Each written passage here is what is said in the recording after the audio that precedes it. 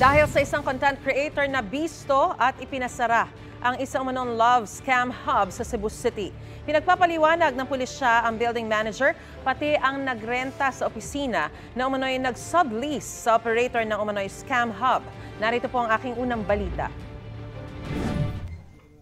Mga computer at gadget na lang ang tumambad sa pulisya at iba pang ahensya ng gobyerno nang pasukin nila ang isang gusali sa Cebu City. Wala na silang naabutan na nagtatrabaho roon.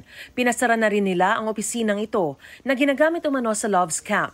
Napagalaman ng mga pulis na nirentahan lang ang isang area sa second floor ng building at pinasublease pa ito sa nagmamanage ng umano'y scam hub.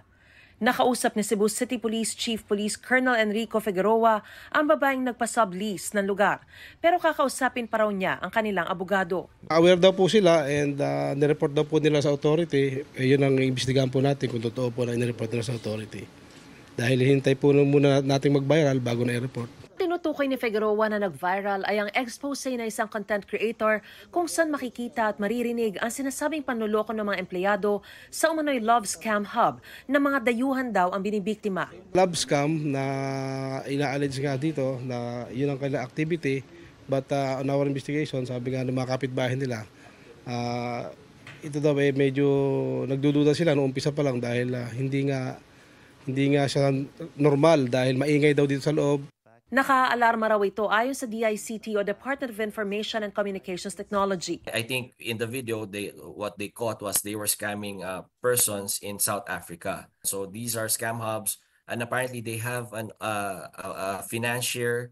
Iniimbestigahan na raw nila ito at hinihingan na rin ng tulong pati mga scam buster. That's why I'm reaching out. I'm directly reaching out through your platforms to these scam busters that they can cooperate now with CICC and DICT.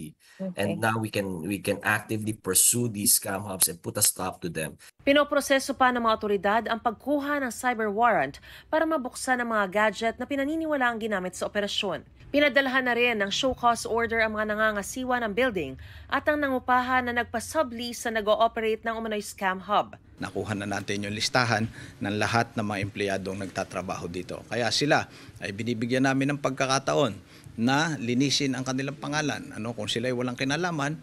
Ito ang unang balita. Mariz Umali para sa GMA Integrated News.